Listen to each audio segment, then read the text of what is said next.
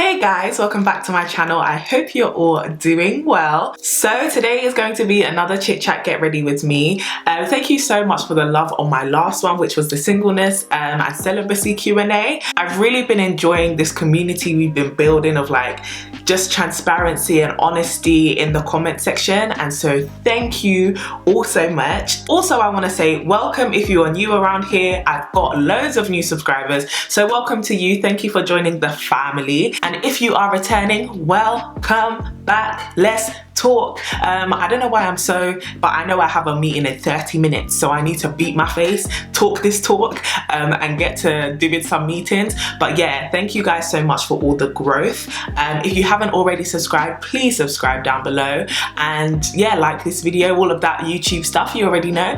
But let's get straight into it. So today we are going to be talking about colorism. Now, I didn't know if I should make this a Ask Court video, which the name is changing because one of my subscribers called Les Negra, she or he, I don't know who, yeah, you know, he or she suggested that we change Ask Court to Court's Case. And so I didn't know if I wanted to make this a Court's Case video, but I was just thinking, like, it's not really a question, is it? It's not really solving anyone's dilemma. We're just going to be having an open chit chat about a topic. So we're gonna make it a chit chat get ready with me, and I wanted to talk about colorism because I don't need to school you guys. You've already seen there's been a huge palaver, a huge kind of commotion on Twitter surrounding, you know, colorist tweets. Also, I'm looking down because I'm looking at my mirror, but insensitive tweets about sexual assault. But after, you know, you've cancelled people, are we going to actually have a proper conversation about the argument and the layers that are attached to the things that you're cancelling people over?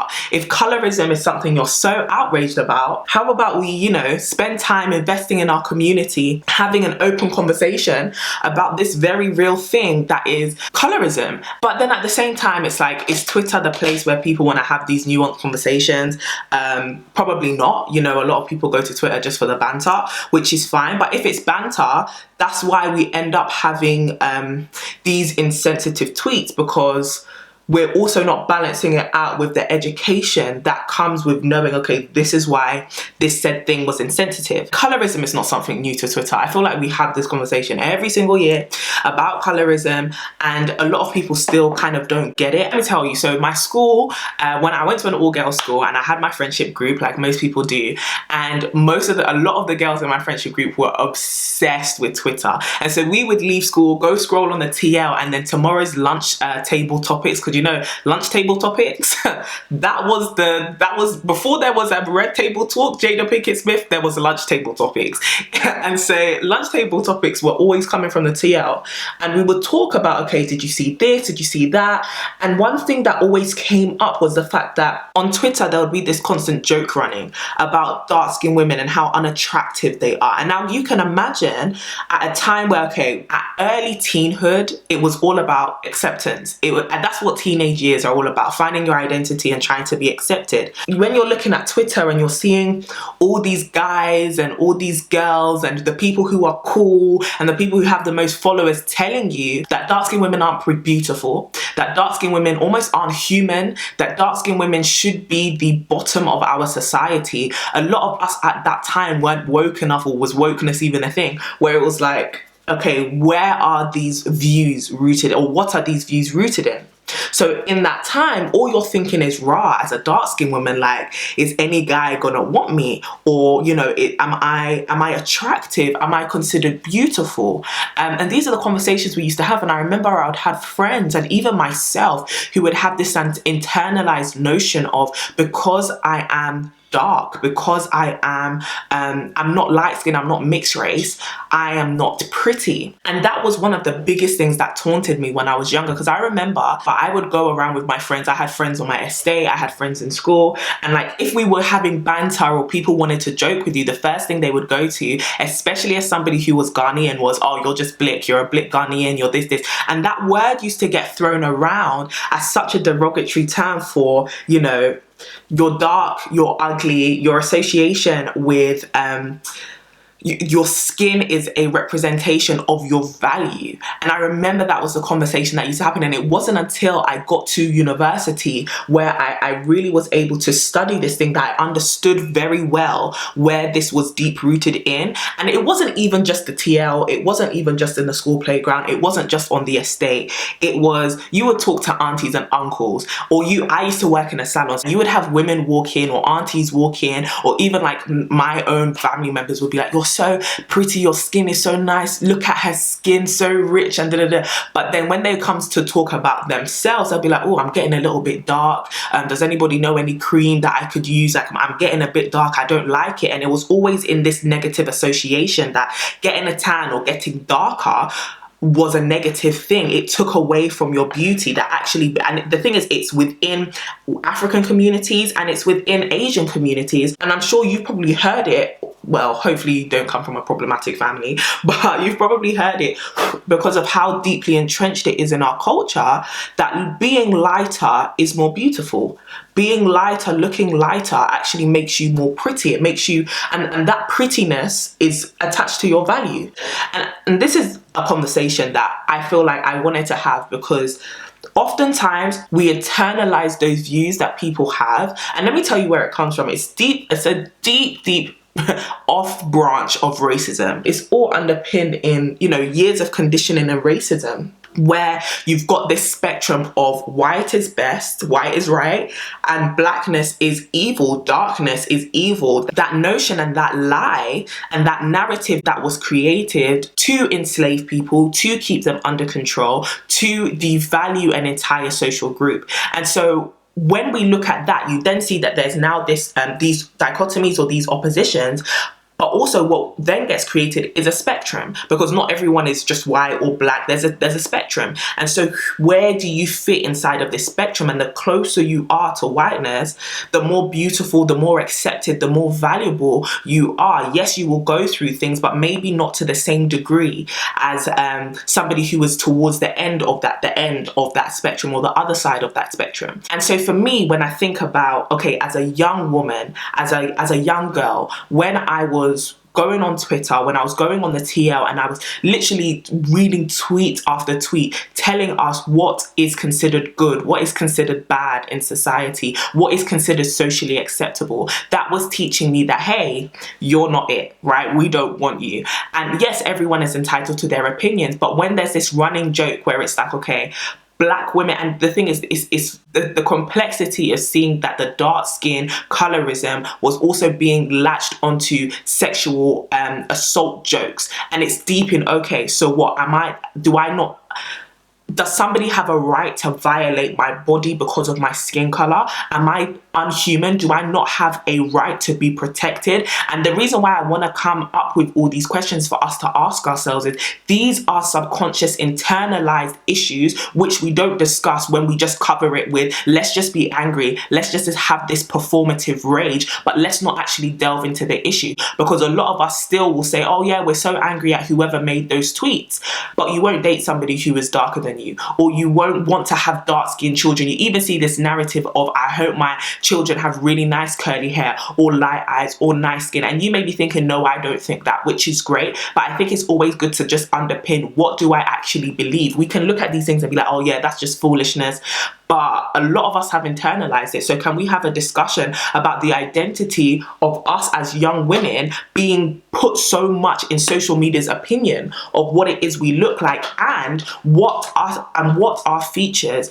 mean? I feel like we forget that society attaches meanings to things. It attaches literally black equals or this black, and it's called a narrative. This thing, this look, this feature means this, and so you should respond this way. When society attaches meanings to things and we internalize that, we breed a culture and a norm, and it dictates our behavior towards each other. It dictates our behavior towards ourselves. A lot of my insecurities were rooted in the fact that I didn't believe that I was beautiful. Why? Because society was telling me I was not beautiful because of the shade of skin that I was. I remember when I was younger, I used to have some discoloration or hypopigmentation on my skin. I've talked about this in like a long time ago, but I used to have hypopigmentation, and a lot of times the response that I would get from family members was, you know what you should just do? You should just bleach. And I remember once one of my aunties gave me a bleaching cream, and she said, you know, use this and pretty much your whole problem will be gone, your skin will be even, it will be a nice tone. And it wasn't anyone getting to the root of the matter, which was what was actually this skin issue that I had, but it was this belief that this was a great time to rectify the issue that was my darkness, right? And so for me, when I think about the dangers that a lot of people within our community are putting themselves in, let's be real, there are some, I don't know if you've seen the articles or read the studies, but there are some women currently, even in my home country, Ghana, who are swallowing pills so that they can make their children light and so that they can make themselves light from the inside whilst they're pregnant. People are bleaching babies. And so when we ask ourselves, why are we going to these extremes of putting ourselves in danger? It's not, oh, Africans are just so stupid. No, it's because of years of conditioning. It's because of years of repeated messaging that is, this is what the truth is about who you are. That's where I kind of want to have this conversation. What are we accepting to be the truth about our value and our identity within our community? Obviously, within this conversation, I haven't been able to touch on everything. It's such a deep rooted issue. But I think it's important for us, just on a more self-reflective note, to really question, okay, what do I believe to be the truth about my identity? What do I believe to be the truth about my worth and my value? I can definitely come on here and tell you that a lot of my self-confidence and self-worth came when, and I tweeted this, it came when I took my worth out of other people's frailing opinions and changing and wavering opinions. A lot of the time, what is popular today won't be popular tomorrow. And you have a lot of our young women, a lot of my sisters going out and putting themselves in really dangerous surgeries and putting themselves under the knife and feeling pressured to have to look a certain way and investing money and putting themselves literally in death's way because of the opinion of other people. And yes, you could say, well, I'm doing it for me, whatever, but where did you get this attached meaning that, okay, having this certain sort of body or having this certain shade of skin means that I'll be more valuable? We allow those narratives, those meanings to drive our lives. Where have we put our value? Where have we put our self-esteem? Where have we put our confidence? And a lot of people say, and I agree, your appearance impacts your social capital. It can affect your standard of living. And we need to have conversations about that and dispel those lies that we are allowing to have hold over our society and our actions and our community. Because like I said, there are people putting themselves in danger. There are people who are making choices which aren't fully on their own, which are made out of fear. It's the fear of not being accepted. It's the fear of feeling like I'll always be alone. It's the fear of feeling like no one will ever be attracted to me. It's the fear of I will never be accepted within my community. And I believe I accepted those narratives. I used to really question, how can I make myself more like this person? How can I make myself more like that person? I'm not just trying to point the finger here. I think, as you guys know, my whole platform is all about vulnerability. It's all about transparency so that we can all overcome and build things together. And so for me, I can even say that honestly, there were so many times where I would think to myself, I don't think I'm beautiful. I don't think anyone would ever want me. I remember I'll be on the bus coming back from school and people will be, bussing jokes at the back of the bus. And I used to be one of them girls at the back of the bus laughing and stuff. But I'd always be scared when the boys got on the bus that, okay, first of all, I know that none of them are going to find me attractive. They're going to find my white friends, my light-skinned friends attractive because that's the trend right now. And if I'm not careful, if I get into an argument with anybody, the first thing they're going to use as ammunition towards me is my skin tone. The first thing they're going to use in ammunition towards me is my size. The first thing they're going to use in ammunition towards me is my anything that is considered to be not according to the standard of beauty. And so we have to ask ourselves, is my value in the trend? Is my value in what's considered trendy, what's considered socially acceptable? Is it what is in what is being praised right now? And if that is, I remember even deeper than that. When people did praise dark-skinned women, it was always in an overly sexualized way. It was always, look at her skin like chocolate, she's so delectable, and you know, look at people like Bria Miles, look at people who, if you're dark-skinned, it has to be big hips, big breasts, overly sexualized. You have to appeal to another part of me, which is my sexual nature, where from this sexual male gaze. It made me think, okay, if people don't look at me and think I'm beautiful, then they should look at me and think I'm sexy. They should look at me and want to be enticed by my sexual nature. And it was constantly living for the acceptance of other people, oftentimes the opposite sex, but also the acceptance even of my friends, who, although they'll tell me, yeah, girl, you're cute and stuff like that, they wouldn't advocate against people taunting me because of my dark complexion. Also led to me just having to sit down, especially when I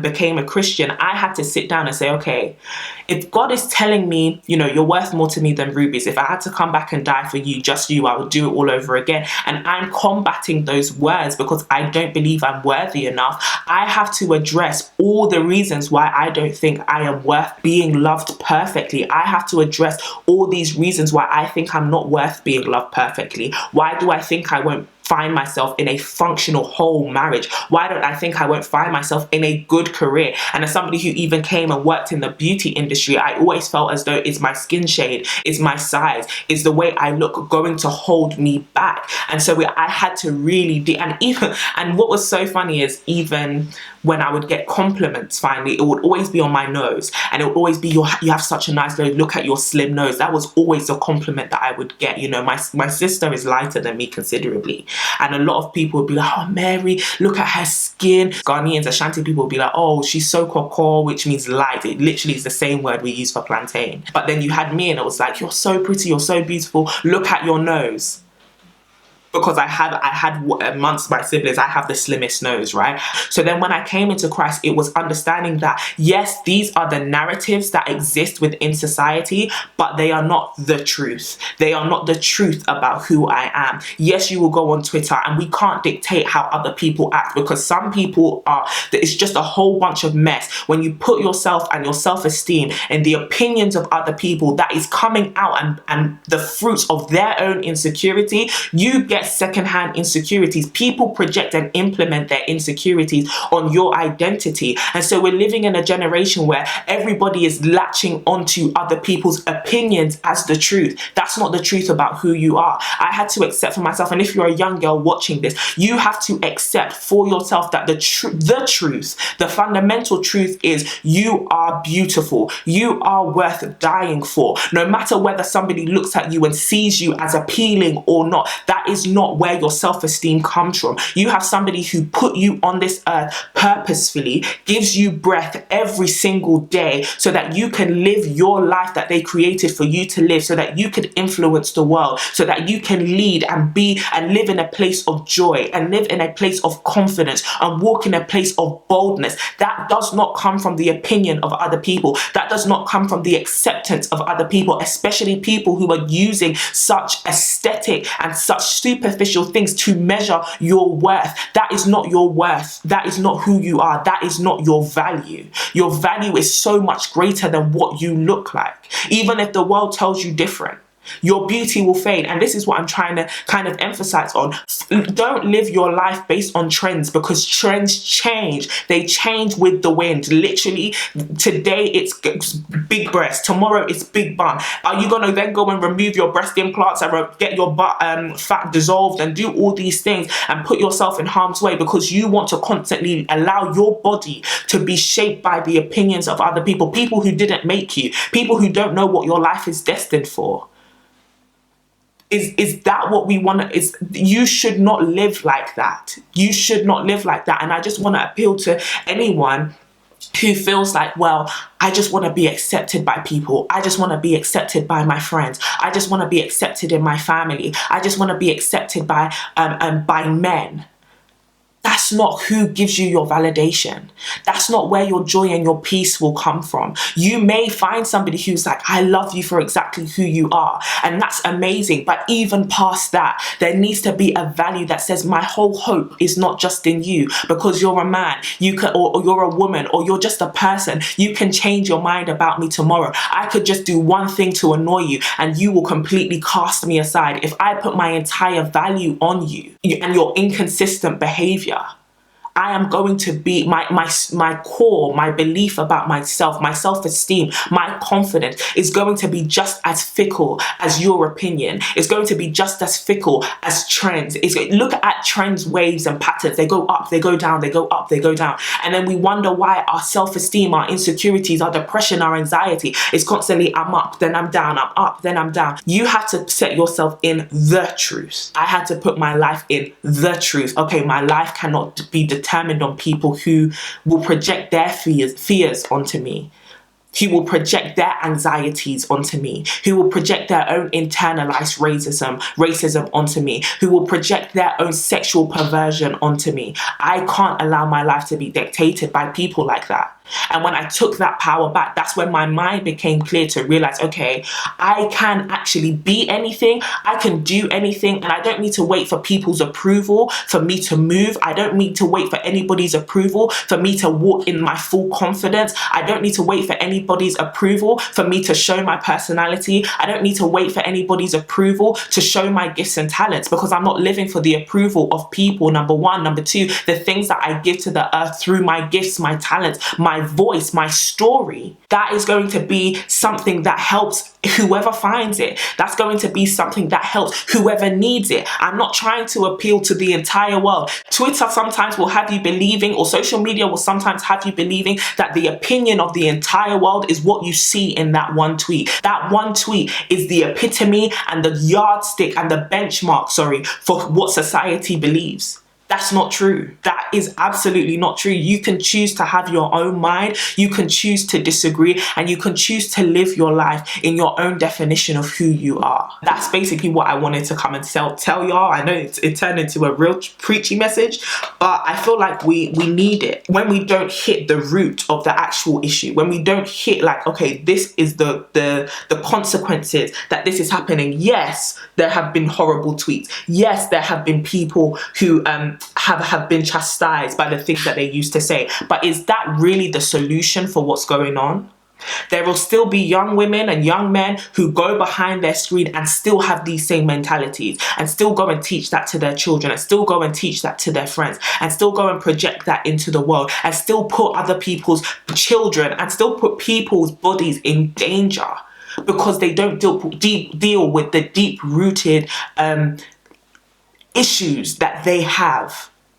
We need to have these conversations and this self-reflection that says, okay, do I understand the severity of and the complexities of these issues? Have I dealt with my own internalized beliefs toward them? Is this even something that I believe about myself? Is this something that I actually believe about other people? How do I get myself educated to unlearn these things? How do I get myself to a point where I don't believe these things anymore? That's where we need to be right now. That's what we need to be asking ourselves right now. And yes, you might not always come to Twitter to find them facilitating that conversation, but it is your responsibility. Take ownership of your own thoughts, take ownership of your own mind, take ownership of your own decisions to make sure that when you are going offline, or even when you are online, use it as an opportunity to get educated, use it as an opportunity to develop yourself. So yeah, I could go on and on about this, but I have a meeting, so I'll talk to you guys soon. Stay blessed and stay beautiful. Talk in the comments about what your thoughts are, and I'll talk to you soon. Mwah.